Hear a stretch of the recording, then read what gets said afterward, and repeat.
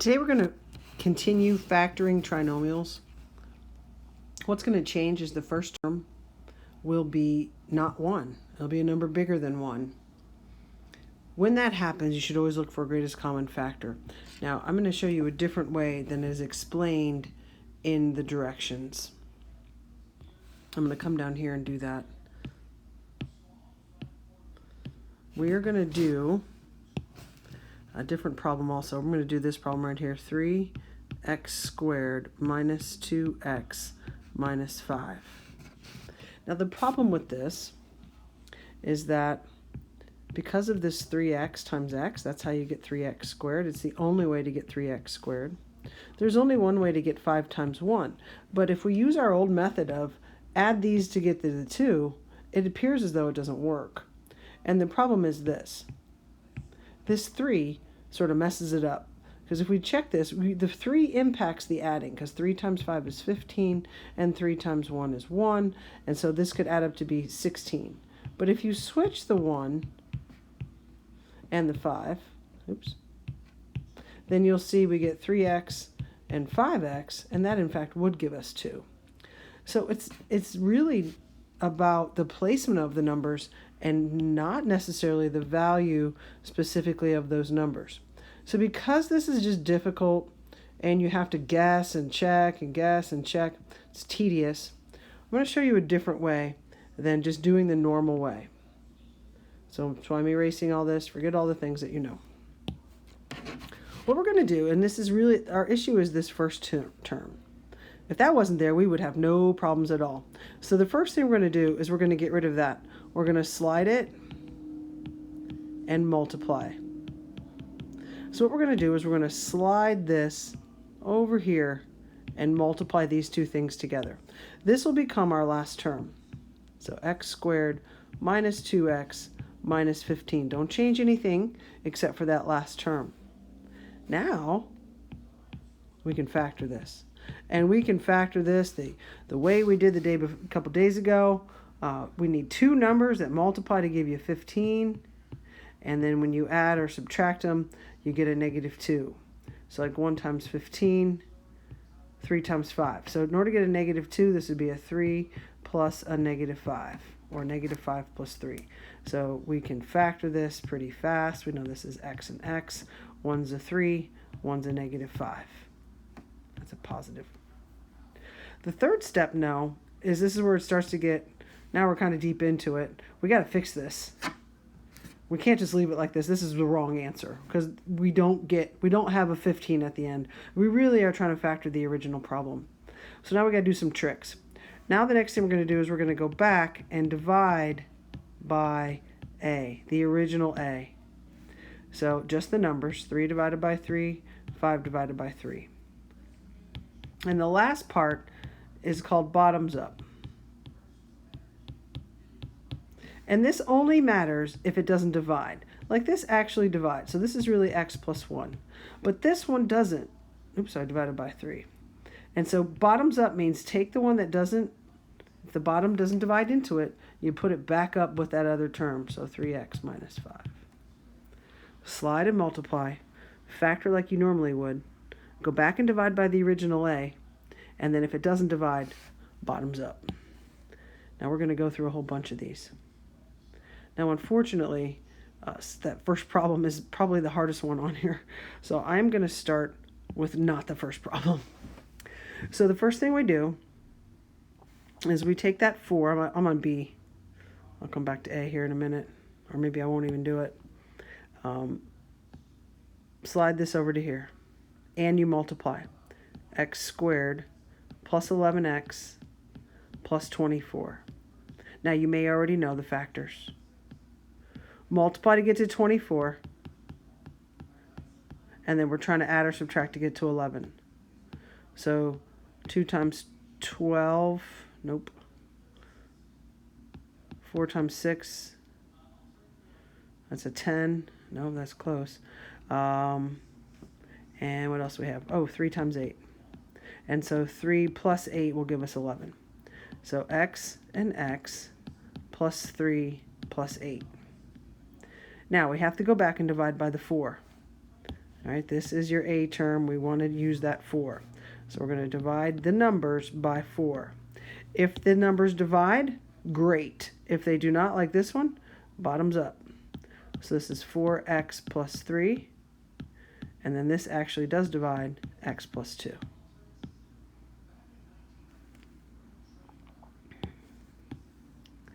On to part C. Slide and multiply. X squared minus 5x plus 6. Factor. I always hate 6 because is it 6 and 1 or is it 2 and 3? Multiply to get 6. So if it were 6 and 1, negative 6 plus 1 would give us negative 5. But look at the signs. We won't get a positive 6 if we multiply. So it must be 2 and 3. So it has to be a negative 2 and a negative 3. Then we multiply those, we get negative 6. So that does work. So we have x and x, negative 2, negative 3. Then you go back and you divide by b. You divide by that original b, 3. If it does not divide, bottoms up. 3x minus 2, x minus 1.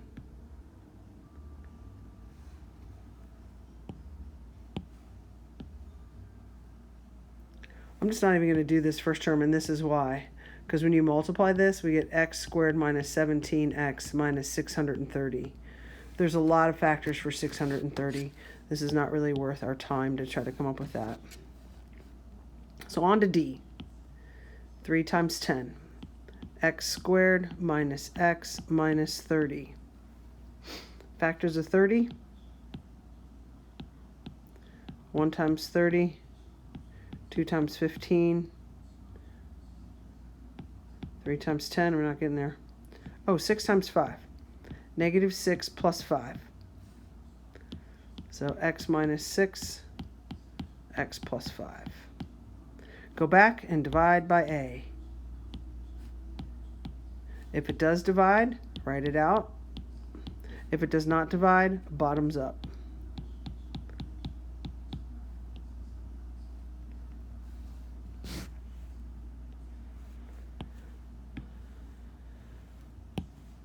Slide and multiply. X squared minus 7x plus 6. Factors of 6 that add up to give you 7. It's 6 and 1. They both have to be negative. Now we're going to go back and divide by the A. If it does divide, do it. If it does not, like 1/2, put that bottom back with the x, back where it came from. Now you can tell that this works. I haven't checked any of these yet just because the numbers were so big. X times 2, that's 2x squared. Outside is a negative x, inside is a negative 6x, and then the last one is a plus 3. So we get 2x squared minus 7x plus 3. So we get exactly what we're supposed to get. Ooh, 9 times 16. So slide and multiply. X squared plus 24x plus 144. Now 144 is 12 times 12. I mean, it's a lot of other things, but 12 times 12 actually gives you 24 when you add, because it's a perfect square, so a lot of people know that. If you don't, there you go. So we know it's plus 12 and plus 12. Now we have to go back and divide by 9. And no, it doesn't divide, but it does simplify. So if we reduce this fraction, and you have to reduce it, we get, what do we get? That's a good question. 3 goes into both of these, 4/3. And so now we do bottoms up. So this is 3x plus 4 times another exactly the same as 3x plus 4. See, if we leave it like that, then how are you going to get the 9? If you leave this x times x, you're supposed to get 9x squared. So it's important that we do the bottoms up. If you do the 9 and put the 9 bottoms up, then you're going to have 9 times 9, you're going to end up with 81. Make sure you're checking it, even if you just check a couple terms, make sure you're going back and checking it with the original. It will help Ooh, it'll help keep you honest there. 11 times 16. Man, who came up with these? So we have x squared plus 14x minus 176. Factors of 176. 2 times 88, and that's not even close. 4 times 44. Put this in the calculator. Just do 176 and start dividing it. 176 divided by 2, you know it's even. Divided by 4, divided by 6, divided by 8. 8 times 22. And 22 minus 8 is 14. So we know we're going to have a 22, that's positive, and an 8, that's negative. And now we'll divide them by 11. So we get x plus 2, bottoms up over here, 11x minus 8.